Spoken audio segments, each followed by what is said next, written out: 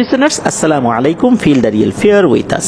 দেশ ও দেশের বাইরে যে যেখান থেকে আফনান দ্য হরর ওয়ার্ল্ডের আজকের হরর নাইটের 84তম আয়োজনের সাথে যুক্ত হচ্ছেন বা পরবর্তীতে হবেন, সকলকে জানাচ্ছি শুভেচ্ছা ও ভালোবাসা। আশা করি সবাই ভালো আছেন, সুস্থ আছেন। প্রিয় লিসেনার্স, আজকের এই এপিসোডে আমরা আপনাদের পাঠানো দুটি ঘটনা ইনশাল্লাহ শেয়ার করব। ঘটনা দুটি শুধু রোমহর্ষক আমি এটা বলবো না, ঘটনা দুটোর মধ্যে গুরুত্বপূর্ণ কিছু মেসেজ রয়েছে। সে মেসেজগুলোও আমরা অনুধাবন করতে পারবো ইনশাল্লাহ। ঘটনায় চলে যাবার আগে কয়েকটি কথা যেগুলো সবসময় বলি। আমাদের এই ভিডিওর লাইক বাটনে প্রেস করতে কিন্তু ভুলবেন না, আর আমাদের এই ভিডিওর লিঙ্কটাও বেশি বেশি করে শেয়ার করে দেওয়ার অনুরোধ করছি, যাতে করে অনেকেই আমাদের সাথে যুক্ত হয়ে আজকের ঘটনাগুলো শুনে ভিন্ন ধরনের ভৌতিক আনন্দ পেতে পারেন, আফনান দ্য হরর ওয়ার্ল্ড সম্পর্কেও জানতে পারেন। আপনারাও ঘটনা পাঠাতে পারেন লিখে বা রেকর্ড করে। ঘটনা পাঠাতে হবে afnanthehorrorworldbd@gmail.com এই ইমেল অ্যাড্রেসে। ইমেল অ্যাড্রেসের স্পেলিংটা বলে দিচ্ছি, AFNANTHEHORRORWORLDBD afnanthehorrorworldbd@gmail.com। প্রিয় লিসেনার্স, ঘটনা কেমন লাগছে তা জানিয়ে এই ভিডিওর কমেন্ট সেকশনে কমেন্ট করতে পারেন। এছাড়া আমাদের ফেসবুক পেজ এবং গ্রুপ রয়েছে আফনান দ্য হরর ওয়ার্ল্ড নামে, সেখানে গিয়েও আপনারা আপনাদের মতামত জানাতে পারেন। চলুন ঘটনায় চলে যাই। এবারে যে ঘটনাটি আপনাদের সাথে শেয়ার করব, এই ঘটনাটি আমাদেরকে যিনি পাঠিয়েছেন উনি একজন রেমিটেন্স যোদ্ধা ভাই, বর্তমানে সংযুক্ত আরব আমিরাতের শারজা শহরে রয়েছেন। ওনার বাড়ি মৌলভীবাজার জেলার কুলাউড়াতে। ওনার নাম শাহরিয়ার। উনি এর আগেও আমাদেরকে একটি ঘটনা পাঠিয়েছিলেন। এখন যে ঘটনাটি আপনাদের সাথে শেয়ার করব, এই ঘটনাটি একটি চা বাগান কেন্দ্রিক। এই চা বাগানটা যেই কোম্পানির, এই কোম্পানির চা খাননি বা এই কোম্পানির নাম জানেন না বা কোনো গণমাধ্যমে এটার বিজ্ঞাপন দেখেননি, এমন মানুষ হয়তো বা খুবই কম খুঁজে পাওয়া যাবে। তবে সঙ্গত কারণে আমরা চা কোম্পানির নামটা বলবো না, এটা বলাটা ঠিক হবে না, এটা বলা নিষেধ রয়েছে। তবে বাদবাকি যেই অংশগুলো রয়েছে সেগুলো সম্পর্কে আমরা আলোচনা করব। ঘটনাটি মৌলভীবাজার জেলার কুলাউড়াতে। আপনারা জানেন যে মৌলভীবাজার জেলার কুলাউড়াতে অসংখ্য চা বাগান রয়েছে, ছোট বড় মিলিয়ে অসংখ্য চা বাগান সেখানে রয়েছে। আর এরকম একটা চা বাগান যেটি অনেক বিস্তীর্ণ জায়গা জুড়ে রয়েছে। সাধারণত চা বাগানের কাজ কিন্তু সম্প্রসারিত হয়, অর্থাৎ চা বাগানের এরিয়াটা সম্প্রসারণ করার দরকার হয় চাহিদার পরিপ্রেক্ষিতে। 1980-র দশকের শেষ দিকে অথবা 90-র দশকের একদম শুরুর দিককার ঘটনা, এক্সাক্ট সালটা বলা যাচ্ছে না, তখন ওই কোম্পানির চা বাগানের কাজ সম্প্রসারণ করার দায়িত্ব এসে পড়ে কিছু লোকের হাতে। তো তারা বেশ কিছু জায়গা দেখিয়ে দেন মালিককে যে এই জায়গাতে আমরা সম্প্রসারণ করতে পারি। তো মালিকও ওই জায়গাগুলো কিনে নিয়েছেন। এরপর ওখানে উনি চা বাগান শুরু করবেন। তো যেই জায়গাটা মালিক কোম্পানির করে নিয়েছিলেন তার মধ্যে একটি পাহাড় ছিল। পাহাড় বলতে আসলে এটাকে টিলা বললে ভালো হবে। তো দেখা যাচ্ছে যে ওই পাহাড়ে বা টিলাতে অনেক গাছপালা রয়েছে। সেই গাছগুলো পরিষ্কার করা হয়, তবে কিছু কিছু জায়গায় গাছ রেখে দেওয়া হয় সঙ্গত কারণে, কেননা চা শ্রমিকরা সারাদিন পরিশ্রম করার পর যেন ওই গাছের নিচে বসতে পারেন, ক্লান্ত হয়ে গেলে বসতে পারেন, এরকম বেশ কিছু কাজের জন্য কিছু কিছু গাছ রেখে দেওয়া হয়েছিল। তো চা গাছ যখন রোপণ করা হবে তার আগে মাটি প্রস্তুত করতে হবে। সেই প্রস্তুতির কাজটা যখন শুরু করা হয় তখন মালিক একটা স্বপ্ন দেখেন। স্বপ্নের মধ্যে উনি দেখেছিলেন কোনো একটা অবয়ব এসে সেই মালিককে বলছে যে সব জায়গা কাজ করো, কিন্তু এই পাহাড়ে কাজ করা যাবে না, এই পাহাড়টা আমাদের, এখানে আমরা কাজ হতে দেব না, যদি কাজ করা হয় তাহলে কিন্তু ভয়ঙ্কর কিছু ঘটবে। মালিক এই স্বপ্নটা টানা কয়েকদিন দেখলেও শুরুতে এই বিষয়টা উনি কাউকে বলেন নাই। উনি বিষয়টা নিজের মধ্যেই রাখেন, যদি এই বিষয়টা জানাজানি হয়ে যায় তাহলে একটা আতঙ্ক ছড়িয়ে পড়তে পারে। উনি এই বিষয়টা গোপন রেখেই চা রোপণ করার বা চা বাগান করার যাবতীয় কর্মকাণ্ড যেগুলো থাকে আর কি, যাবতীয় প্রসেস যেগুলো থাকে সেগুলো উনি সম্পন্ন করার জন্য শ্রমিকদেরকে নির্দেশনা দেন এবং চা বাগানের যিনি দায়িত্বে ওইখানেকার যে ম্যানেজার রয়েছেন তাকেও উনি সবকিছু বলেন। স্বপ্নটা কিন্তু কোনো ম্যানেজার বা ডেপুটি ম্যানেজার ওনারা কেউ দেখেন নাই, দেখেছিলেন সরাসরি মালিক। মালিক তো কাউকে বলেন নাই বিষয়টা, সুতরাং এই বিষয়টা কারো আসলে জানার কথাও না। কাজ হচ্ছিল চা গাছ লাগানোর প্রাথমিক যে কাজটা, অর্থাৎ চায়ের যে গাছ, এই গাছের চারা এটা লাগানো হয়। তো গাছের চারা লাগানো হয়েছে, লাগানোর পর ওখানে তো বেশ কিছু গ্রুপ থাকে, 5 জন 6 জনের এক একটা করে দল থাকে, তারা এইভাবে তাদের যেই কাজটা ওই কাজটা সম্পন্ন করেন। এরপর তারা তো যে যার মতো চলে যায়। একটা দলে 4 থেকে 5 জনের মতো ছিল, ওনারা অবশ্য একটু দেরি করে ফেলেছিলেন ওই দিনের কাজটা করতে, এই জন্য পাহাড় থেকে নামতে একটু দেরি করে ফেলেছিলেন। যখন কাজ শেষ করে একসাথে ওই 5-6 জনের দলটা নেমে আসে, তখন দেখেন একজন ওনাদের সাথে নাই। ওনার আবার বয়স অন্যদের থেকে কিছুটা বেশি। তখন চিন্তা করছেন যে উনি এখন নেমে আসলেন না, করো নাকি, পিছন দিকে তাকান, তখন সন্ধ্যা হয়ে গেছে ইতোমধ্যে, তখনও আসে নাই। তখন অন্য লোকরা বলছে যে উনি মনে হয় নামতে গিয়ে আবার হোঁচট খেয়ে পড়ে গেল কিনা। এখন কেউ যদি পাহাড়ে থাকে দেখা যাবে, কিন্তু যেহেতু সবকিছু পরিষ্কার পরিচ্ছন্ন করা হয়েছে চা গাছের চারা লাগানোর জন্য, একটা মানুষ যদি দাঁড়িয়ে থাকে বা বসে থাকে সেখানে দেখা যাবে, কিন্তু তাকে দেখা যাচ্ছিল না। তখন একজন লোক বলে যে আচ্ছা চলো তো আমরা একটু উপরে উঠে যাই, বয়স্ক মানুষ মাথা ঘুরে যদি পড়ে গিয়ে থাকে তাহলে তো আমরা নিচ থেকে দেখতে পাচ্ছি না, এদিকে সন্ধ্যা লেগে গেছে, এখন যতটুকু আলো আছে সেই আলোতে তো দেখা যাচ্ছে না। এরপর যখন বাকি লোকরা উপর দিকে ওঠে, উঠতে উঠতে ওনারা যেখানে কাজ করেছিলেন সেখানে গিয়ে তাকে পান না। এরপর অন্যদিকে খুঁজতে থাকেন, খুঁজতে খুঁজতে একটা গাছের নিচে ওনারা যান, যে গাছের নিচে ওনারা বিশ্রাম করতেন দিনের বেলায়। ওই গাছের নিচে যাওয়ার পর সকলেই আটকে ওঠেন। বিভৎস এক দৃশ্য ওনারা দেখেন। ওনারা দেখেন ওই গাছের নিচে ওই শ্রমিকের মৃতদেহ পড়ে আছে, আর তার মাথাটা দেহ থেকে আলাদা, গলগল করে তখনও রক্ত এই পাহাড়ের মাটি বেয়ে নেমে যাচ্ছে। এই দৃশ্য দেখার সাথে সাথে ওনারা তো চিৎকার চেঁচামেচি শুরু করেন। আশেপাশে অন্য লোকজন যারা ছিল, যারা চলে যাচ্ছিলেন ওই সময় কাজ শেষ করে, তারাও চলে আসেন। চা বাগানের ম্যানেজার, ডেপুটি ম্যানেজার যারা যারা আছেন কর্মকর্তা, তারাও সেখানে চলে আসেন। এসেও দেখেন যে এই ভয়ঙ্কর দৃশ্য, এটা আসলে দেখার মতো নয়। সাথে সাথে পুলিশকে ইনফর্ম করা হয়, তারাও আসেন, তারা স্পটে এসে দেখেন। কারা প্রথমে লাশ দেখেছেন তাদের সাথে কথা বলেন। পুলিশ সন্দেহ করে প্রথম যারা লাশ দেখেছেন এই কয়জনের উপরে, করাটাই স্বাভাবিক, কারণ তাদের সাথেই তো উনি কাজ করেছেন। আর তারা যখন কাজ করেছেন, কাজ করার সময় এই আগাছা পরিষ্কার করা, জায়গায় জায়গায় গর্ত করা, এই কাজের জন্য কিন্তু ওনাদের হাতে কাঁচি, ছুরি, এই জাতীয় জিনিসগুলো ওনাদের কাছে ছিল। আর তার মাথাটা দেহ থেকে আলাদা করা হয়েছে, বোঝাই যাচ্ছে যে এইগুলো দিয়ে কাজ করা হয়েছে। কিন্তু এখানে আর একটা বিষয়, সেটা হচ্ছে যে কোনো ধারালো জিনিসের আঘাতে মাথাটা আলাদা করা হয়নি, মনে হচ্ছে মুচড়িয়ে ছিঁড়ে ফেলা হয়েছে, এরকম একটা ঘটনা ঘটেছে। তো তাদেরকে জিজ্ঞাসাবাদ করা হলেও তারা কোনো সদুত্তর দিতে পারেনি। এরপরে অনেক তদন্তর পরও কে খুন করলো এমন কোনো চিহ্ন খুঁজে পাওয়া যায় না। বিষয়টা ওরকমই থাকে। মালিক যখন বিষয়টা জানতে পারেন, উনিও কিন্তু ওই সময় এই বিষয়ে কোনো কথা বলেন নাই। এর মোটামুটি মাস দেড়েক পরের ঘটনা, আর একজন মহিলার মৃতদেহ ওখানে পাওয়া যায় ওই একই পাহাড়ে। উনি ঘাস পরিষ্কার করছিলেন। চায়ের যে চারা, এই চারার গোড়াতে কিন্তু ঘাস হয় শুরুর দিকে, সেটা অপসারণ করতে হয় বা পরিষ্কার করতে হয়। তো উনি এই কাজগুলো করছিলেন, আর একটা সাইডে ওনার ছেলে কাজ করতেন।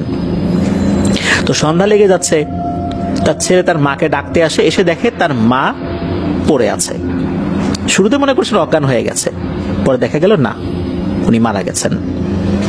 ওনার মৃত্যুটা দেখে কিন্তু স্বাভাবিক মৃত্যু বলে মনে হচ্ছিল, কারণ অনেক সময় কাজ করতে করতে অনেকে কিন্তু স্ট্রোক করে মারা যান।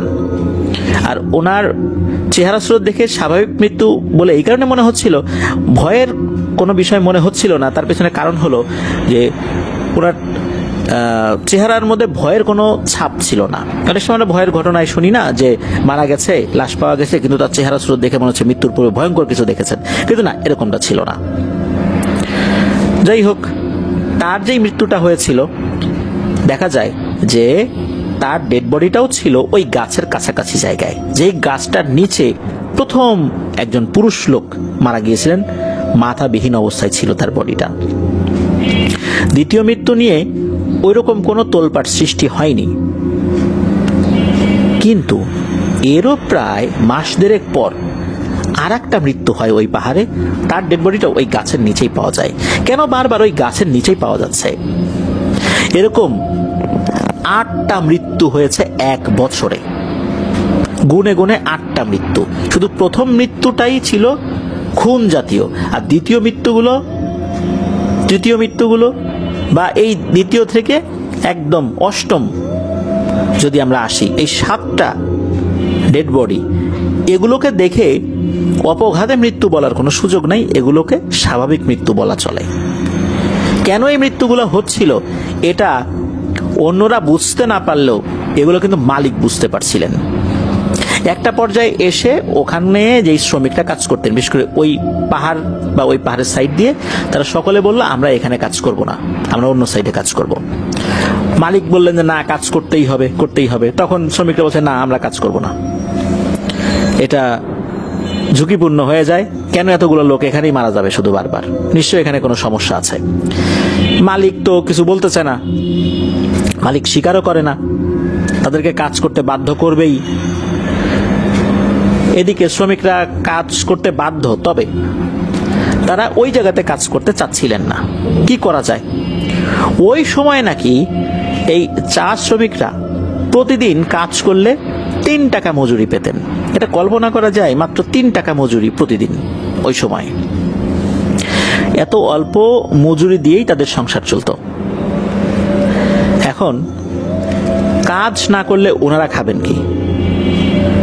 এটাও একটা সমস্যা। আবার কাজ করতে গেলে মৃত্যুর ঝুঁকি রয়েছে, এটাও একটা সমস্যা। আসলে ওখানে কি, ওখানে যে এমন কোনো ভয়ঙ্কর ঘটনা ঘটেছে, ভয়ঙ্কর কোনো প্রাণী আবির্ভূত হয়েছে, অনেককে ভয় দেখিয়েছে, বিষয়টা এরকম না।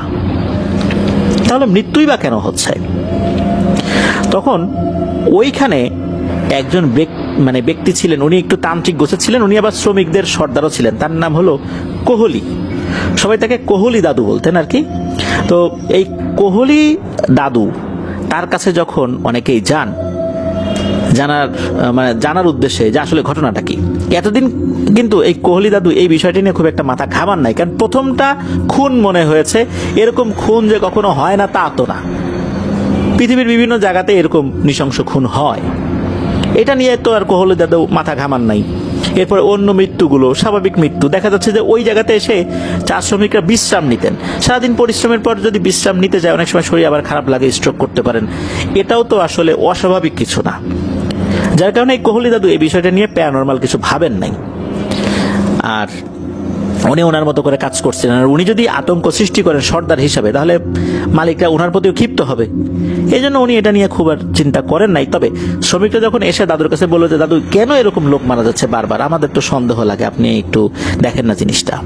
তো কোহলি দাদুর আবার একটা বিশেষ গুণ ছিল, অত্র এলাকায় তো বিস্তীর্ণ এলাকা নিয়ে যারা চা শ্রমিক আছেন, তারা ছাড়াও তো আরো অনেক লোকজন আছেন, গ্রামবাসী আছেন।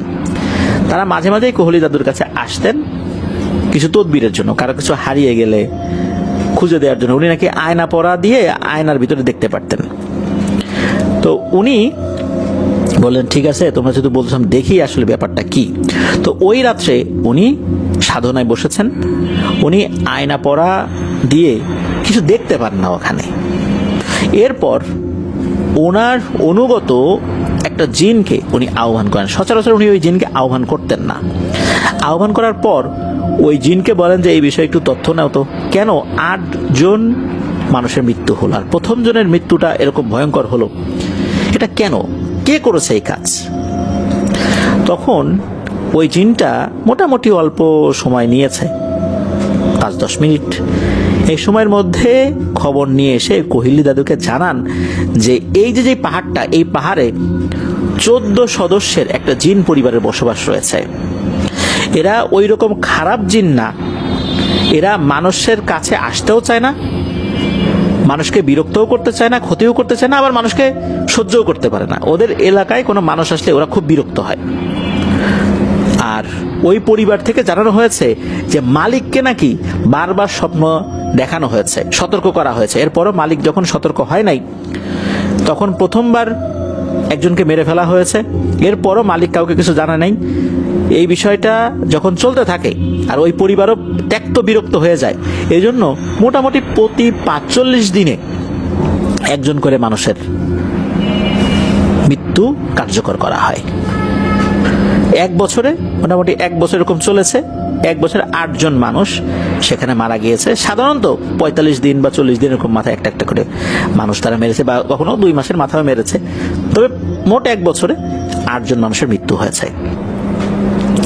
এখন এটার সমাধান যে কি, এটা ওই পরিবারে যিনি কর্তা জিন রয়েছেন তার সাথে কথা না বলা পর্যন্ত এটা কিছু বলা যাবে না। তখন ওই জিন ওই কোহলি দাদুর কাছে অনুমতি চান যে ওই কর্তা জিনকে এই কোহলি দাদুর কথা বলবেন, যে কোহলি দাদু তার সাথে কথা বলতে চান। তো কোহলি দাদু অনুমতি দেন যে ঠিক আছে, গিয়ে বলো, আমিও তার সাথে কথা বলতে চাই। তখন নাকি ওই জিনটা গিয়ে ওই কর্তা জিনের কাছে এই বিষয়টা যখন জানায়, কর্তা জিন ওই জিনের সাথে চলে আসে কোহলি দাদুর সাথে কথা বলার জন্য। তো কোহলি দাদুর সাথে এসে নাকি কথা বলে। সে জানায় এখানে বহু বছর ধরে তাদের বসবাস, তাদের পূর্বপুরুষরা এখানে বসবাস করেছে, তারা মানুষের ক্ষতি করে না। আর এখানে তো আগে চা বাগান করাও হয়নি, আশপাশ দিয়ে হয়েছে, এই পাহাড়ে তো আর হয়নি। এই পাহাড়ে যখন কাজ শুরু হয় তখন এরা এটা পছন্দ করে নাই, যার কারণে মালিককে সতর্ক করা হয়েছিল। কিন্তু মালিক এই বিষয়টা বেমালুম চেপে যায়, চেপে গিয়ে শ্রমিকদেরকে বারবার পাঠানো হয়। এদিকে শ্রমিকরা গিয়ে কাজ করা শুরু করেছে, আর এদেরও অসুবিধা হয়েছে এবং এদের নাকি মারাত্মক সমস্যার সৃষ্টি হয়েছে, যার কারণে বারবার সতর্ক করার জন্য এক একটা করে মানুষকে হত্যা করা হয়েছে। তারপরও সতর্ক হয়নি কেউই, যার কারণে এই মৃত্যু খেলা চলতেই থাকবে, এটা ওই জিনে জানিয়ে দেয়। এটার সমাধান কি? কোহলি দাদু বলেন যে আসলে বাগান তো হয়েই গেছে, এখানে তো আরো শত মানুষের রুজি রুটির ব্যবস্থা হয়েছে, তোমরা এখান থেকে চলে যাও। ওরা বলে যে না, আমাদের এখান থেকে যাওয়ার কোনো সুযোগ নাই, আমরা যদি চলেও যাই, বহু বছর যেখানে জিনেরা থাকে সেই জায়গার প্রতি একটা মায়া কাজ করে।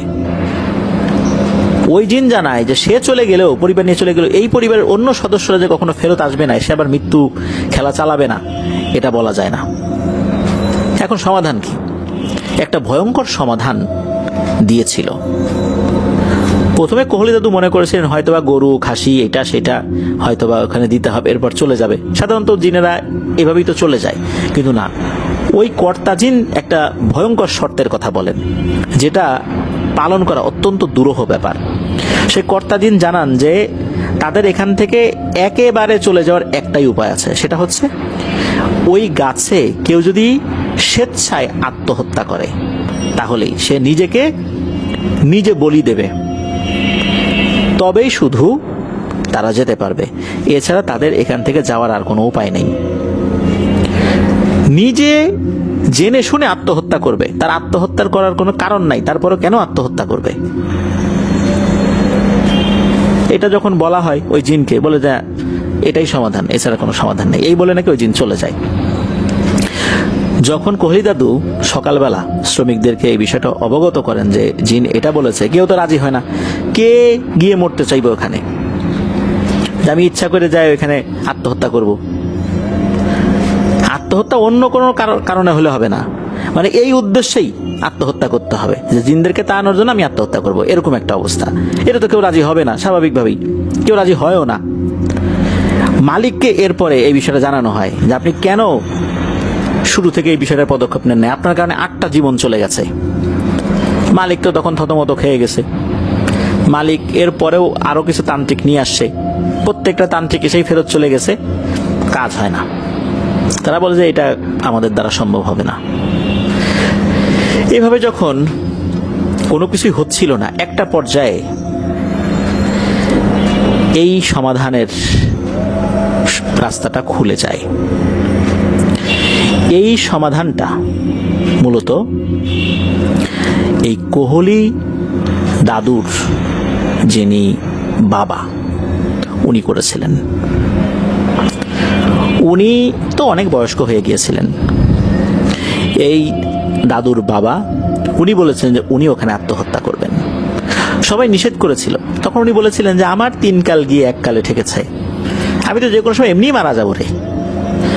আমি যদি নিজের জীবনের বিনিময়ে এই জনপদের অসংখ্য মানুষের জীবন বাঁচা যেতে পারি, তাহলে তো আমার এই মানব জীবন সার্থক হবে। আর এটা তো আত্মহত্যা না, আমি তো নিজে জেনে শুনে আমি অন্যের হাতে আসলে হত্যা হচ্ছি। হতে পারে আমি আত্মহত্যা করতেছি, দেখতে আত্মহত্যা মনে হতে পারে, কিন্তু আমি কি আত্মহত্যা করতেছি নাকি কেউ আমার মৃত্যু কার্যকর করতেছে? আমি তো বহু মানুষের বাঁচানোর জন্যই নিজেকে বিলিয়ে দিচ্ছি। এদিকে ওনার বয়স যতই হোক, পরিবার থেকে কি কেউ এটা রাজি হয়? হয় না। কিন্তু উনি ওনার সিদ্ধান্তে অটল। মালিককে জানানো হয় যে এটার সমাধানে উনি এগিয়ে এসেছেন। মালিককে বলা হয় যে আমি এক শর্তেই শুধু এই কাজটি করব, সেটা হচ্ছে যে আমার মৃত্যুর পর আমার পরিবারের যারা আছেন, আমার ছেলে মেয়ে নাতি পুতি যারাই আসবেন, তাদেরকে বিশেষভাবে যেন এই কোম্পানির তরফ থেকে ফ্যাসিলিটি দেয়া হয়। মালিক এটা মেনে নেন। উনি এটাও বলেছিলেন যে আমার পরিবারের সদস্যদেরকে ফ্যাসিলিটি দেয়া হচ্ছে, এটা নিয়ে অন্য কেউ যেন হিংসা না করে, অন্য কেউ যেন আপত্তি না করে। অন্যরাও সেটা মেনে নেন। সত্যি ওই লোকটি ওই গাছের ডালে আত্মহত্যা করেছিল। নবম মৃত্যুর মাধ্যম দিয়ে এই মৃত্যু খেলা শেষ হয়ে গিয়েছিল। আজ পর্যন্ত ওখানে আর কোনো মৃত্যুর ঘটনা ঘটেনি। এখনো পর্যন্ত ওই পরিবারের সদস্যদেরকে বিশেষ কিছু ফ্যাসিলিটিস দিয়েছেন। মালিক তার কথা রেখেছেন, এখনো রেখে চলছেন, ভবিষ্যতে হয়তো বা রাখবেন। প্রিয় লিসেনার্স, আসলে এই যে ঘটনাটা, এটাকে আমরা কি আত্মহত্যা বলবো, হত্যাকাণ্ড বলবো, না আসলে কি বলে অভিহিত করব? এটা ছাড়া আর কোনো উপায় ছিল না। কোনোভাবেই এই মৃত্যু খেলা থামবে না। তাই এই বৃদ্ধ মানুষটি নিজের জীবনকে বিকিয়ে দিয়েছিলেন। দাদুর বাবা নিজের ইচ্ছায় এই গাছে ফাঁসি দিয়ে আত্মহত্যা করেন। এভাবেই তো মৃত্যুর খেলা শেষ হলো। কিন্তু দাদুর বাবা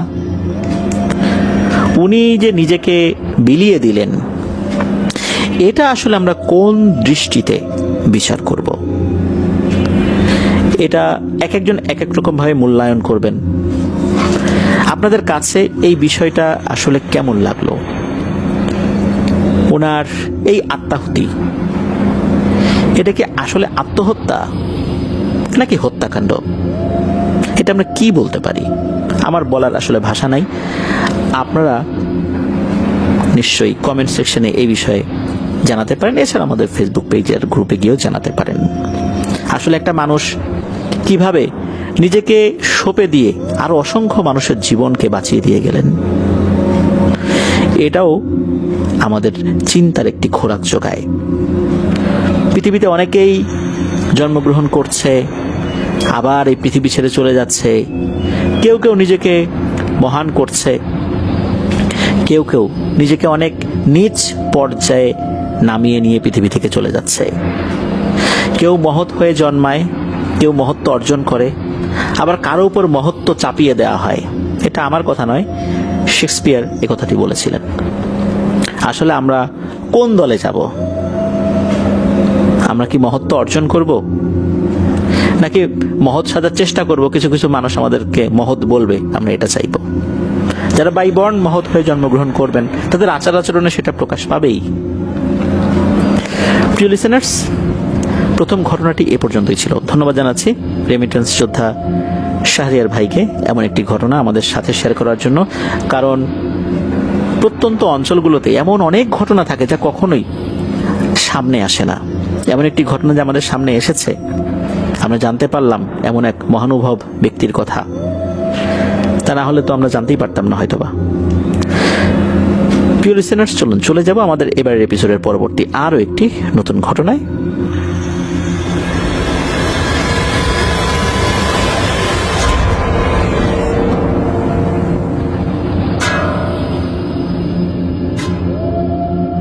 প্রিয় লিসেনার্স, ফিরে এলাম আমাদের এবারের হরর নাইটের 84তম আয়োজনের দ্বিতীয় এবং শেষ ঘটনায়। এখন যে ঘটনাটি আপনাদের সাথে শেয়ার করব, এই ঘটনাটি আমাদেরকে যিনি পাঠিয়েছেন তার নাম অনিক। ওনার বাড়ি খুলনার টুটপাড়া এলাকায়। এর আগেও ওনার দুটি ঘটনা আমরা প্রচার করেছি। ওনার এখন যে ঘটনাটি শেয়ার করব, এই ঘটনাটি ওনাকে পাঠিয়েছেন ওনার কাতার প্রবাসী এক ভাই। আর কাতার প্রবাসী ওই ভাইটি ঘটনাটি শুনেছিলেন ওনার এক পাকিস্তানি কলিগের কাছে। মূলত ঘটনাটি সেই কলিগের বাবার সাথে ঘটেছিল। ঘটনাটির সময়কাল 1993 কি 94 সাল হবে। আর কলিগের বাবার নাম হানিফ। ওনার বাড়ি ছিল পাকিস্তানের কোনো এক গ্রামে, সঙ্গত কারণে গ্রামের নামটি বলেন নাই, কোনো একটা গ্রামই আমরা বলছি। আর এই যে হানিফ, উনি পেশায় ছিলেন একজন বাইসাইকেল মিস্ত্রি। তার পরিবারে তার স্ত্রী, বৃদ্ধ মা আর 3 সন্তান। শুধু সাইকেল মিস্ত্রির কাজ করে তার পরিবারের ভরণ পোষণ করাটা কষ্টসাধ্য হয়ে ওঠে। একদিন হানিফের কাছে তার এলাকার একজন লোক দেখা করতে আসে। হানিফকে সে একটা লোভনীয় প্রস্তাব দেয়। প্রস্তাবটা ছিল যে এই লোকটা সাইকেল দেবে, হানিফ কি করবে, সেই সাইকেলটা খুলে রং করবে আর ভিন্ন ভিন্ন কিছু পার্টস লাগিয়ে এমনভাবে এই সাইকেলটা রূপদান করবে যেটা আগের সাইকেল যেইটা ছিল আর কি, এটা বোঝা যাবে না, মনে হবে এটা ভিন্ন রকম চেহারার একটা সাইকেল।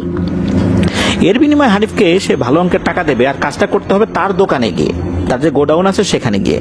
আর কাজটা করার সময় কেউ যেন দেখতে না পায়, রাতের বেলা কাজ করতে হবে। টাকার কথা চিন্তা করে এই লোকটার প্রস্তাবে হানিফ রাজি হয়ে যায়। হানিফ কিন্তু বুঝতে পেরেছিল যে লোকটা আসলে সাইকেল চুরি করে নিয়ে আসবে। চুরি করে আনার পর হানিফকে দিয়ে সাইকেলের কাজটি করাবে, মানে রূপ বদল করে দিতে হবে আর কি। হানিফ লোকটা ভালো হলেও প্রচন্ড অভাবের তাড়নায় ওই লোকের প্রস্তাবে রাজি হয়ে যায়। ওই লোকটার তো একটা পুরনো সাইকেলের দোকান ছিল, যেখানে সে সাইকেল চুরি করে এনে এসে রেখে দিত। লোকটা রাতে চুরি করে এনে রাখতো আর হানিফ পরের রাত্রে গিয়ে কাজ করত। তো এভাবে কিন্তু কাজ হতো। আর দিনের বেলা হানিফ তার নিজের দোকানে সাইকেল মেরামতের কাজ করত। এভাবে কাজ চলছিল। হানিফ রাতের বেলা সে যখন বের হতো তখন বলতো দোকানে যাচ্ছে, দোকানে কাজ আছে। আর একজনের দোকানে যাচ্ছে চুরি সাইকেল রং করার জন্য, এটা তার বাড়িতে বলতো না। সে আবার বলতো যে মাঝে মাঝে কিছু পাহারা দেওয়ার কাজও পড়ে, এই জন্য প্রতি রাত্রেই তাকে বাইরে যেতে হয়। এই জন্য বাড়ির লোকজন এই বিষয় নিয়ে আর কোনো সন্দেহ করে নাই। সারা রাত ধরে কাজ করে ফজরের পর সে বাড়িতে ফিরত। বেলা করে ঘুম থেকে উঠে এরপর তার দোকানে যেত, টুকিটাকি কাজ করত। তো ভালোই টাকা পয়সা পাচ্ছিল আর কি। প্রতিদিনের মতো এক রাত্রে হানিফ সাইকেলের কাজ করছিল, অর্থাৎ ওই যে চুরি সাইকেলের রং করছিল ওই জায়গায় গিয়ে। তো মধ্যরাতে দরজার বাইরে 4 থেকে 5 জন মানুষের কথা শব্দ হানিফ শোনে। শব্দ শুনে কাজ সে যে করছিল কাজ করা বন্ধ করে দেয়, চুপ করে বসে থাকে। চিন্তা করতেছে যে বাইরে যদি লোকজন একবার টের পায় যে সে ভিতরে আছে, চুরি সাইকেলে রং করছে, তাতে সে ধরা খেয়ে যাবে। অপেক্ষা করছে কখন এই লোকগুলো চলে যায়, কিন্তু তারা চলে যায় না। তারা ওখানে দাঁড়িয়ে থেকে কথা বলতেই থাকে। হানিফের কাছে মনে হলো তারা আরবি অথবা ফার্সি ভাষায় কথা বলছে, ওখানকার লোকাল ল্যাঙ্গুয়েজে তারা কথা বলছে না। হানিফ তাদের কথা স্পষ্ট শুনতে পায় কিন্তু কথা বোঝে না যে কি বলছে। বেশ কিছুক্ষণ চলে যাওয়ার পর তাদের কথাও থেমে যায়। হানিফ মনে করে তারা চলে গেছে, সে আবার কাজ করতে থাকে। এর অল্প কিছুক্ষণ পর হঠাৎ করে ওই দরজায় কেউ নক করে আর বাইরে থেকে হানিফের নাম ধরে ডাকতে থাকে। বলে তারা 5 জন হানিফের সাথে কথা বলতে চায়। তারা আরো বলে, হানিফ তুমি দরজা খুলে বাইরে এসো, আমরা তোমার কোনো ক্ষতি করব না। এই বলে হানিফকে অভয় দেয়। পুরো কথাটা হচ্ছিল কিন্তু ওখানকার লোকাল ল্যাঙ্গুয়েজে, আমরা বাংলায় বোঝার সুবিধাতে বলছি আর কি। তো হানিফ তো দরজা খুলে বাইরে বের হয়ে আসে। বাইরে বের হয়ে এসে দেখে 5 জন মানুষ আলখেল্লা পরা, মাথায় টুপি পরা আর পিঠে একটা কাপড়ের ঝোলা এটা নিয়ে দাঁড়িয়ে আছে। পাকিস্তানে এরকম দৃশ্য একদম স্বাভাবিক। এরকম উঁচা লম্বা আলখেল্লা পরা, পাগড়ি পরা, পিঠে ঝোলা এরকম অসংখ্য লোক সেখানে ঘুরে বেড়ায়। এরকম ভয়ঙ্কর কিছু কিন্তু মনে হচ্ছে না। তো ঘর থেকে বের হয়ে আসার পর তাদের ভেতরে থাকা মুরব্বি টাইপের একজন লোক হানিফকে সালাম দেয়। হানিফ সালামের উত্তর দেয়। হানিফ জিজ্ঞেস করে যে তারা কারা, কি চায় এত রাত্রে তার কাছে। ওই মুরব্বি মুরব্বী লোকটা হানিফকে বলে, তুমি আমাদের চিনবা না, কিন্তু আমরা তোমাকে চিনি। তুমি যেটা করছো তা ভালো করছো না, এটা করা বাদ দাও, সৎ পথে চলো, ইনশাল্লাহ আল্লাহ তোমার রিজিকে বরকত দান করবেন। এই কথা বলে তারা চলে যাওয়ার জন্য হাঁটাও শুরু করে। তখন হানিফ আবার জিজ্ঞেস করে, আপনারা তো বলে গেলেন না আপনারা কারা। ওই লোকগুলো হানিফের কথায় কান না দিয়ে তারা চলে যায়। হানিফ বেশি কিছু চিন্তা না করে আবার ঘরে ঢুকে তার সেই কাজ শুরু করে। এদিকে হয় কি, কয়েকদিন পর যে লোকটা সাইকেল চুরি করে নিয়ে আসতো, সেই লোকটা চুরি করতে গিয়ে ধরা পড়ে গেছে। লোকজন তো তাকে গণপিটুনি দিয়ে থানায় পাঠিয়েছে। এখন ওই লোকটার হয়ে যে হানিফ সাইকেলের কিছু কাজ করে দেয়, এটা কিন্তু ওই লোকটা স্বীকার করে নাই। হানিফ ওই যাত্রায় বেঁচে যায়। চোর ধরার পর এখন ওই লোকটা তো আটকে গেছে জেলখানায়। হানিফ তো আর কাজ পায় না, টাকাও হয় না। এদিকে চুরির একটা সাইকেল ছিল, সেটার কাজ তো রয়ে গেছে, ওটার কাজ করে না। এখন হানিফ চিন্তা করতেছে যে এই লোকটা তো ধরা পড়ছে, বসে আছে জেলখানায়, এই যে সাইকেলটা একটা আছে, এটা কাজ করি, আর এটার কাজ করে রং টং করে আমি বিক্রি করে দিই।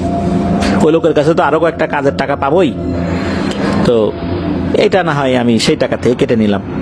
তো হানিফ ওই সাইকেলটার কাজ টাজ করে সে বিক্রি করে দিছে আরেক জায়গায়, মোটামুটি ভালোই টাকা পাইছে।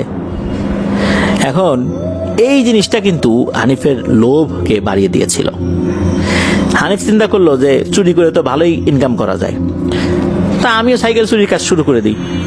হানিফ এবার সাইকেল চুরির কাজে নেমে পড়ছে। তবে দিনের বেলা চুরি করে না, রাতের বেলা সে টার্গেট করে কোন কোন বাড়ির বাইরে সাইকেল থাকে বা বাড়ির বারান্দায় সাইকেল থাকে। তো সে সাইকেল চুরির কাজ শুরু করে। রাতের বেলা মুখে গামছা জাতীয় কাপড় পেঁচিয়ে সম্পূর্ণ প্রস্তুতি নিয়ে বাড়ি থেকে বের হয়ে যায় সাইকেল চুরির উদ্দেশ্যে। হাতে একটা ব্যাটারি লাইট নিয়ে বের হয়। হানিফের যাওয়ার পথে এক জায়গায়, এমন একটা জায়গা আছে সেখানে দুপাশে কোনো বাড়িঘর নেই, শুধু গমের ক্ষেত। তা হানিফ সে জায়গার মাঝামাঝি পৌঁছেছে।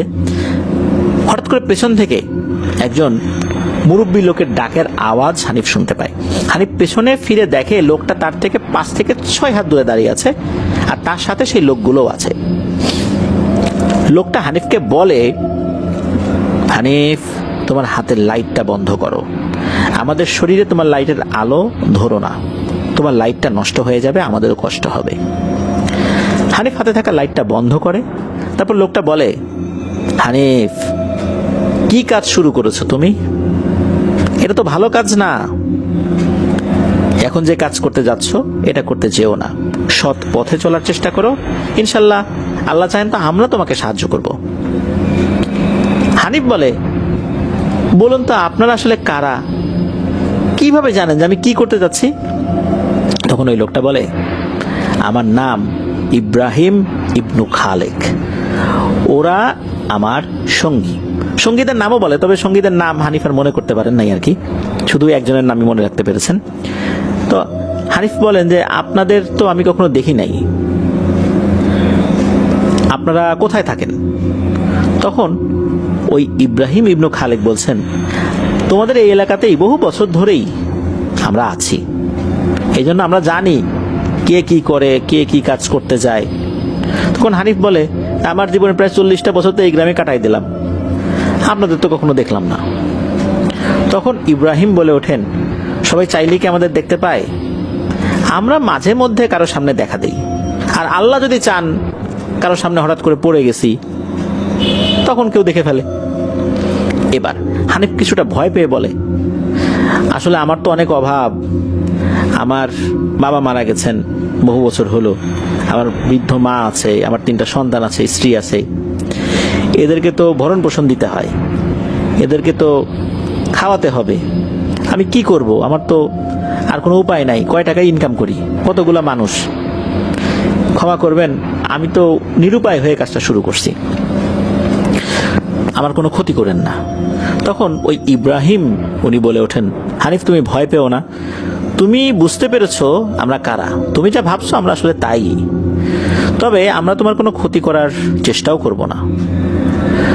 তুমি যদি এই কাজ করো তাহলে তোমার সঙ্গীর মতো তোমাকেও তো জেলে যেতে হবে, তখন কি হবে? তুমি যাদের কথা চিন্তা করে এই পাপ কাজ করে যাচ্ছ, তারা কি বাঁচবে? না খেয়ে তারা তো মারা যাবে, তুমি যদি জেলে যাও, সুতরাং এগুলো বাদ দাও। হানিফ তখন বলেন যে তাহলে আপনারাই বলে দেন আমি এখন কি করব। ইব্রাহিম বলেন, পরিশ্রম করে হালাল উপায়ে অর্থ উপার্জন করো, ইনশাল্লাহ আমরাও তোমাকে সাহায্য করব। হানিফ বলেন যে কিভাবে সাহায্য করবেন আমাকে? তখন ইব্রাহিম বলেন যে আগামীকাল একজন লোকের বাড়িতে যাবা যার নাম হচ্ছে রমজান আলী। সে চাষের জন্য লোক খুঁজবে, তুমি তার বাড়িতে যাবে এবং বলবা যে তুমি তার জমি চাষ করে দেবে। কাল থেকে তুমি যতটা পারো চাষের কাজ করবা, আর রাতে ঘুমানোর আগে তোমার যে কোদাল আছে ওই কোদালটা তোমার ঘরের বারান্দায় রেখে দিবা, আর ফজরের আজানের সময় উঠে নামাজ পড়ে রমজান আলীর জমিতে তুমি চলে আসবা। প্রতিদিন কতটুকু কাজ করবা এটা রমজানের কাছ থেকে বুঝে নিবা যে আমি প্রতিদিন এতটুকু কাজ করে যাব। তো এই কথা বলার সাথে সাথে হানিফ পেছনের দিক থেকে ধুম করে কিছু একটা পড়ার আওয়াজ শুনতে পায়।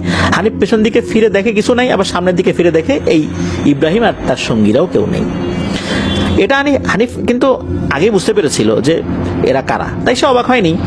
হানিফ জানতো যে জিনেদের মধ্যে ভালো খারাপ দুই রকমেরই আছে, এরা ভালো পরহেজগার জিন। ওই রাত্রে হানিফ আর চুরি করতে যায় না, সে বাড়িতে চলে আসে। পরের দিন হানিফ রমজান আলীর বাড়িতে যায়। রমজান আলী তাকে জিজ্ঞেস করে যে তুমি কি করে জানলে যে আমি জমি চাষের জন্য লোক ঠিক করব? আমি তো এখনো কারোর সাথে এই বিষয়টা আলোচনা করি নাই, কাউকে বলিও নাই। এরপর হানিফ বলেন, আসলে আপনার আশেপাশের জমিগুলো তো চাষ হয়ে গেছে, আপনারটা হয় নাই, তাই ভাবলাম আপনি হয়তো বা 2-1 দিনের মধ্যে আপনার জমিগুলো চাষ করাবেন। রমজান আলী বলেন যে আসলে তোমার মাথায় বুদ্ধি শুদ্ধি আছে ভালোই, তোমার আর লোকজন কোথায়? তুমি কি একাই কাজ করতে পারবা না তো, আর পারলেও তো তোমার অনেক দেরি হয়ে যাবে, এত দড়ি তো আমার পোষাবে না বাপু। তখন হানিফ বলেন, আপনি শুধু অনুমতি দেন, আমি লোক জোগাড় করে কাজ শুরু করে দেব। হানিফ কয়েকজনের সাথে কথা বলে কাজের জন্য ঠিক করে, তাদের বলে দেয় ফজরের পর থেকে কাজ শুরু করবে, সবাই যে যার মতো যেন চলে আসে তাদের সময় অনুযায়ী। হানিফ রাত্রে ঘুমানোর আগে ইব্রাহিম জিনের কথা মতো ঘরের বারান্দায় কোদাল রেখে রাত্রে ঘুমিয়ে পড়ে। ফজর আজান দিলে ঘুম থেকে উঠে নামাজ পড়ে রমজান আলীর জমিতে যায়, সেই কোদালটা নিয়ে রেখে দিত রাতের বেলা। সকালবেলা দেখতো যে কোদাল ওখানেই আছে, তো সেই কোদালটা নিয়ে এসে জমিতে যেত। গিয়ে দেখে যে একজন মানুষ পুরো একদিনে চাষের জন্য যতটুকু মাটি কোপাতে পারে তার প্রায়, মানে সম্পূর্ণ না, প্রায় ওরকম জায়গা কোপানো আছে। আসলে এরকমটা কেন হলো এটা অন্য কেউ বুঝতে না পারলে হানিফ তো বুঝেছে, তবে পুরোটা কিন্তু একবারে করা না, যে পুরোটা করে রেখেছে বিষয়টা এরকম না। হানিফ গিয়ে কিছুটা কাজ করে, অন্য মজুররা এসে দেখে বা অন্য শ্রমিকরা এসে দেখে যে তারা মাত্র এসেছে আর হানিফের একদিনের কাজ প্রায় শেষ। হানিফ সে একদিনে কতটুকু কাজ করবে এটা তো হানিফ ঠিক করেই নেয়। হানিফের কাজ দেখে অন্যরা অবাক হয়। হানিফ বলে যে আসলে দিনের বেলা তো খুব রোদ থাকে, এই জন্য আমি রাতের বেলা এসে কাজ আগায় রাখি আর দিনের বেলা এসে বাকিটা আগাই, তারপর আমি চলে যাই। তো হানিফ কিন্তু ওই কিছুটা কাজ শেষ করে আবার চলেও যায়। তো এই যে রমজান আলী মানে যিনি জমির মালিক, উনি দেখেন যে হানিফ তার কাজটা ঠিকঠাক মতো করে চলে গেছে। হানিফ বাড়িতে গিয়ে বিশ্রাম নিয়ে আবার সাইকেলের দোকানে গিয়ে সাইকেলে মেরামত করে, তো ভালোই হচ্ছে। রমজান আলীর জমিও ঠিকঠাক মতো চাষবাস করার উপযোগী হয়ে যায়, মাটি কোপানো হয়ে যায়, তো ভালো টাকা পয়সাও ওখান থেকে পায়। এদিকে কি হয়, হানিফের দোকানে অদ্ভুতভাবে সাইকেলের কাস্টমার বেড়ে যায়। সেখানে সাইকেল আসতে থেকে প্রচুর মেরামতের জন্য। হানিফ এই কাজগুলো মনোযোগ দিয়ে করত। এদিকে সাইকেলের দোকান থেকে উপার্জন খুব ভালো হওয়ার কারণে সে আর ওই মজুরের কাজের দিকে যাওয়ার সুযোগ করতে পারে নাই। আর এর ভিতরে ওই ইব্রাহিম জিনও তার দলবল নিয়ে হানিফের সাথে আর কখনো দেখা করতে আসেনি, এর ভিতরে আর কি। কিন্তু একদিন হানিফ একটা ভুল করে ফেলে।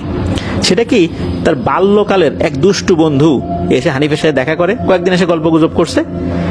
আর দুষ্টু বন্ধুদের কাজ তো তার বন্ধুদেরকে বিপদের দিকে ঠেলে দেয়া।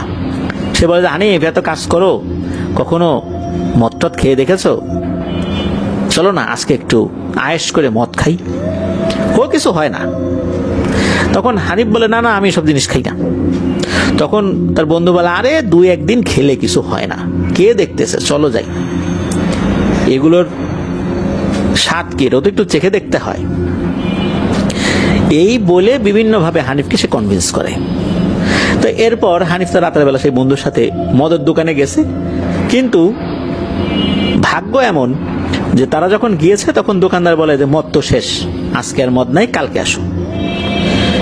হানিফের কিন্তু মদ খাওয়া হলো না। ওই বন্ধুত্ব খুব আফসোস, তাহারে আজকে রাত্রে মদ খেতে পারলাম না। হানিফের ওরকম আফসোস লাগতেছে না, তার ভালোই লাগতেছে, যাক আসছিলাম পাই নাই, ভালো হয়েছে। তো হানিফ তো আর ওই রাত্রে মদ খায় নাই, বাড়িতে এসে ঘুমিয়ে পড়ছে। রাত কয়টা বাজে এটা ঠিক মনে নাই আসলে হানিফের, হয়তো মধ্যরাতই হবে। হানিফের ঘুম ভেঙে যায়, আর ঘুম ভাঙে কারো একজন ডাকাডাকিতে। হানিফ ওঠে, ওঠার পর দরজা খুলে বাইরে গিয়ে দেখে একজন লোককে সে চেনে, ইব্রাহিম হুজুরের এক সঙ্গী। সে হানিফকে বলে যে হুজুর তোমার সাথে দেখা করতে আসে, তাড়াতাড়ি আসো। তো হানিফ চোখ খুলে দেখেছিল, অর্থাৎ ঘুম থেকে সে উঠেছে, এখানেও দেখে যে একটা অদ্ভুত দৃশ্য। সে কিন্তু ঘরে ঘুমিয়ে আছে এটা দেখেনি, সে দেখলো সে এক গমের খেতে ঘুমিয়ে আছে। সেখান থেকে উঠে দেখে যে ঘর বাড়ি কোথায় নাই, এরপর দেখে যে ওই সঙ্গী একজন। তো যাই হোক, শুরুতে মনে করছে সে দরজা খুলেছে, দরজা খুলে বাইরে গিয়ে দেখেছে, কিন্তু পরে বুঝলো যে আসলে সে দরজা কিছুই খুলে নাই, সে একটা গমের ক্ষেতের মধ্যে শুয়েছিল। তো যাই হোক, সেখানে সেই ইব্রাহিম হুজুর উনি উল্টো দিকে ঘুরে দাঁড়িয়ে আছে, তার সঙ্গী সাথীরা সবাই এই হানিফের দিকে মুখ করে দাঁড়িয়ে আছে। তবে তাদের মুখের ভাব দেখে মনে হচ্ছে তারা সবাই হানিফের উপর খুব রেগে আছে। তো ইব্রাহিম হুজুর পিছন দিকে ঘুরে আছে, ওই অবস্থাতেই হানিফ তাকে সালাম দেন। তো সালাম দেওয়ার পর ইব্রাহিম হুজুর সালামের উত্তর নিয়ে হানিফের দিকে মুখ ঘোরান। ইব্রাহিম হুজুর বলছেন, অর্থাৎ ইব্রাহিম জিন বলছেন যে হানিফ তুমি কি জানো না মদ আমাদের জন্য হারাম? হানিফ মাথা নিচু করে বলে হ্যাঁ হুজুর জানি। তখন ইব্রাহিম জিন বলছে তুমি তো এটাও জানো মদ পান করলে 40 দিনের ইবাদত কবুল হবে না?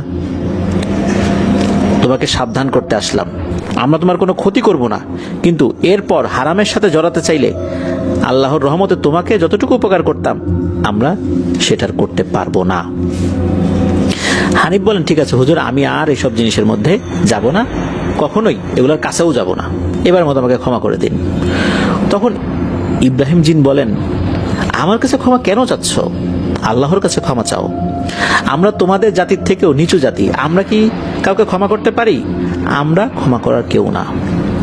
এই ইব্রাহিম জিন এতটা বিনয়ী ছিলেন, এতটা বিনয়ের সাথে এই হানিফকে কথাটা বলেছিলেন, হানিফ অবাক হয়ে যান। এরপর হানিফ বলেন আচ্ছা একটা কথার উত্তর দেন, আপনারা আমাকে এত সাহায্য কেন করছেন?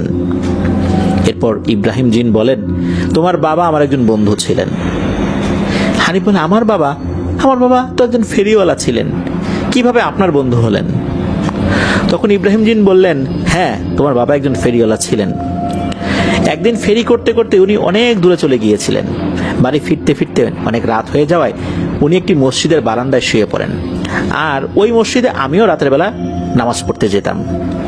তোমার বাবা এমন একটা জায়গায় শুয়েছিলেন যেটা নামাজের জায়গা, এদিকে আমি নামাজ পড়ার জন্য সুযোগ পাচ্ছিলাম না, আমি তাকে আস্তে করে সরিয়ে দেওয়ার চেষ্টা করি যাতে করে তার ঘুম না ভেঙে যায়। যেহেতু সারাদিন পরিশ্রম করেছিলেন, উনি গভীর ঘুমে বিভোর ছিলেন, এমনভাবে আমি সরিয়েছি যাতে করে উনি কিছুটা টের না পান, কিন্তু ওনাকে সরানোর সময় ওনার ঘুম ভেঙে যায়, উনি আমাকে আমার রূপে দেখে ফেলে। এরপর তোমার বাবা অনেক ভয় পেয়ে অজ্ঞান হয়ে যায়। ফজর আজান দিতে মুয়াজ্জিন সাহেব এসে তোমার বাবাকে অজ্ঞান অবস্থায় পায়, তারপর মুয়াজ্জিন সাহেব তোমার বাবার জ্ঞান ফেরায়, তাকে জিজ্ঞেস করা হলে তোমার বাবা বলেন যে কি হয়েছিল। তো মুয়াজ্জিন সাহেব সবকিছু শুনে বলে এই ঘটনা তোমার বাবা যেন আর কাউকে না বলে। তোমার বাবা কাউকে বলেনও নাই। কয়েকদিন পর তোমার বাবাকে আমি দেখা দেই। তোমার বাবা প্রকৃতির ডাকে সাড়া দিতে ঘরের বাইরে বের হয়েছিল। এই সময় আমি উঠোনে দাঁড়িয়ে তোমার বাবাকে ডেকেছি, যেমনটা তোমাকে ডেকেছিলাম। তো তোমার বাবা অনেক ভালো মানুষ ছিলেন। তোমার বাবাকে আমি বলেছিলাম যে তোমাদের এলাকায় একটা মসজিদ আছে, ওটা ভালো অবস্থায় নাই, ওটাকে পুনর্নির্মাণ করতে হবে, এলাকাবাসীর সাহায্য নিতে, আর যতটুকু পারি আমরাও সাহায্য করব। আর এই মসজিদটার কাজ পুরোপুরি শেষ হয়ে গেলে, ওই মসজিদে তখন মুয়াজ্জিন ছিল না, রেগুলার কোনো মুয়াজ্জিন ছিল না, তোমার বাবা যেন ওই মসজিদের মুয়াজ্জিনের দায়িত্ব নেন।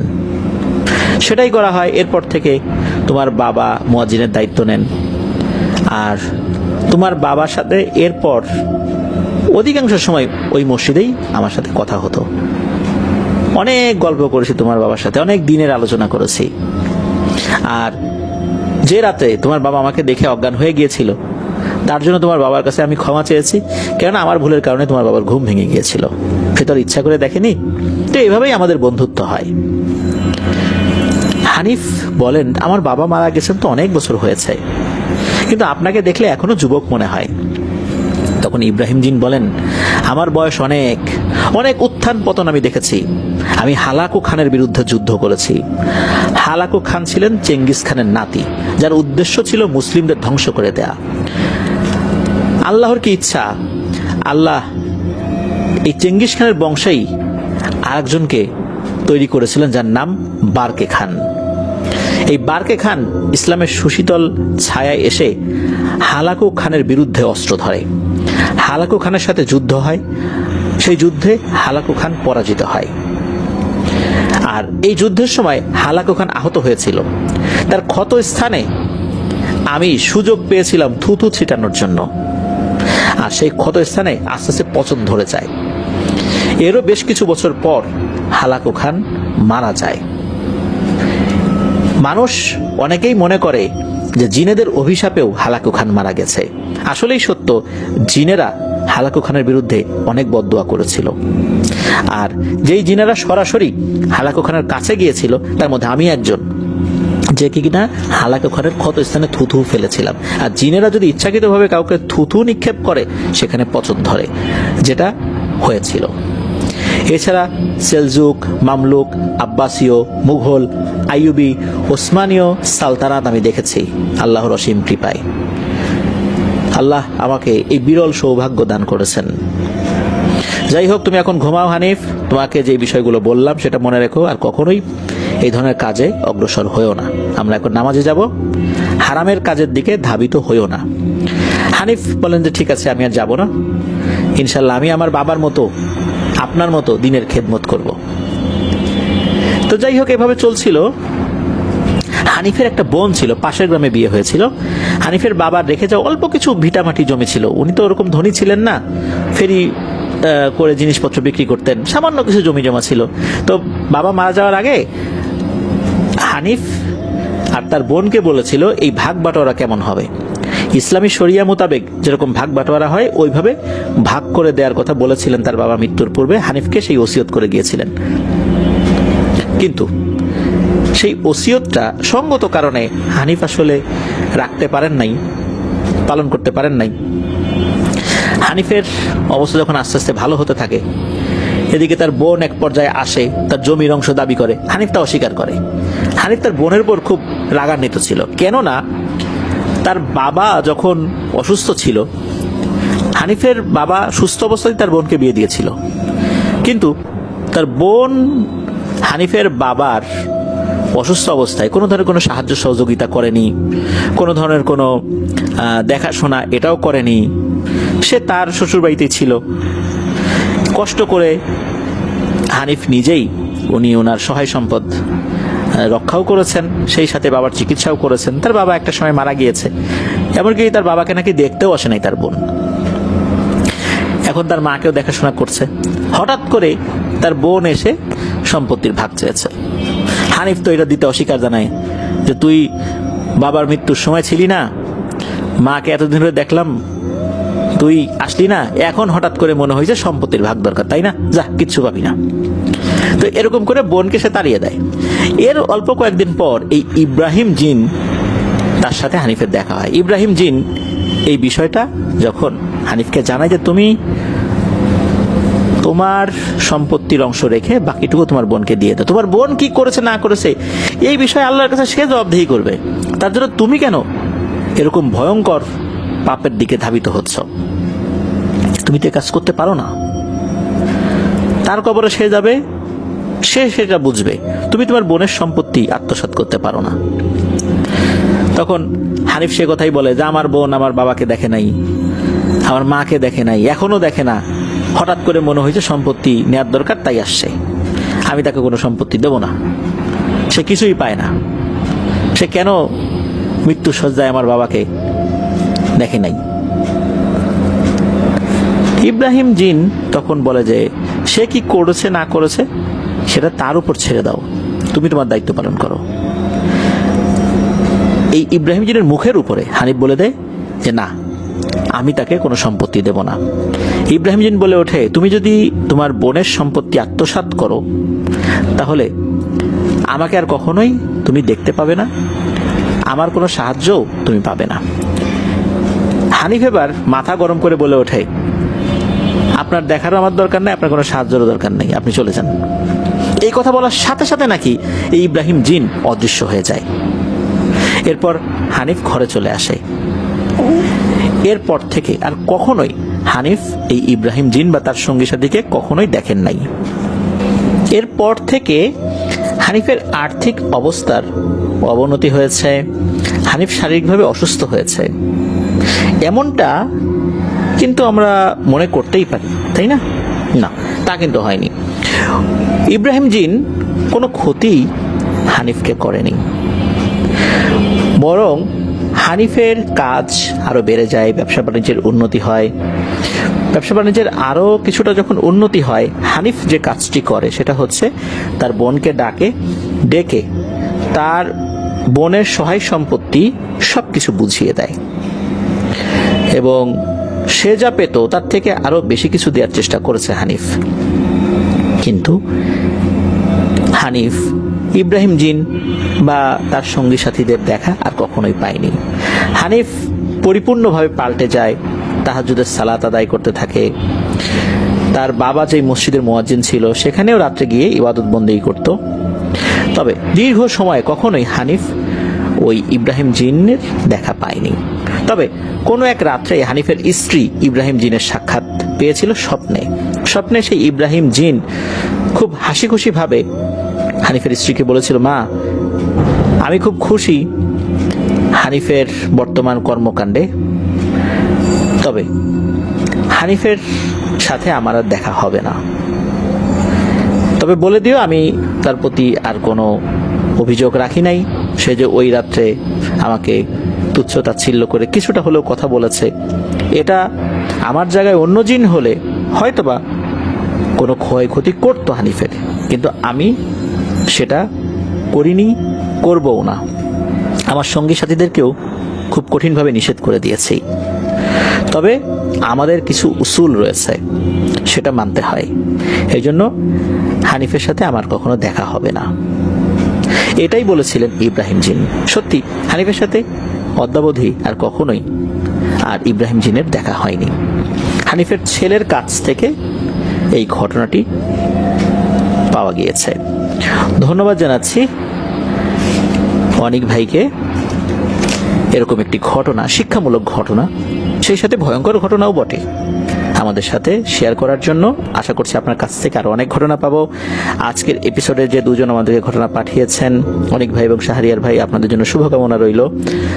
প্রিয় লিসেনার্স, আপনারা যারা ধৈর্য ধরে পুরো এপিসোডটি শুনলেন তাদেরকেও ধন্যবাদ জানাচ্ছি। আশা করছি আজকের এই এপিসোডের যেই ঘটনাগুলো আপনারা শুনলেন প্রত্যেকটি ঘটনার মধ্যেই শিক্ষণীয় ব্যাপার ছিল, ভয়ঙ্কর ব্যাপার তো ছিলই। আর আমাদের আফরান দ্য হরর ওয়ার্ল্ডের ঘটনা প্রচারের ক্ষেত্রে যেই প্রধান উদ্দেশ্য, সেই উদ্দেশ্যটি হচ্ছে যে প্রত্যেকটি ঘটনা না হোক, অধিকাংশ ঘটনার মাধ্যম দিয়ে যেন আমরা ভালো কোনো মেসেজ সকলের কাছে পৌঁছে দিতে পারি। এই লক্ষ্যে যেন আমরা কাজ করে যেতে পারি। আল্লাহ আমাদেরকে তৌফিক দান করুন। প্রিয় লিসেনার্স, আজকের এপিসোড এ পর্যন্তই। সবাইকে আবারও শুভেচ্ছা জানিয়ে বিদায় নিচ্ছি। সবাই ভালো থাকবেন, সুস্থ থাকবেন। আমার জন্য দোয়া করবেন, আমার পরিবারের জন্য দোয়া করবেন, আপনাদের জন্য দোয়া রইল, আপনাদের পরিবারের প্রত্যেকের জন্য দোয়া রইল। মহান আল্লাহ সুবহানাহু ওয়া তাআলা আমাদেরকে ভালো রাখুন, সুস্থ রাখুন, নিরাপদে রাখুন, আফরান দ্য হরর ওয়ার্ল্ডের সাথে রাখুন।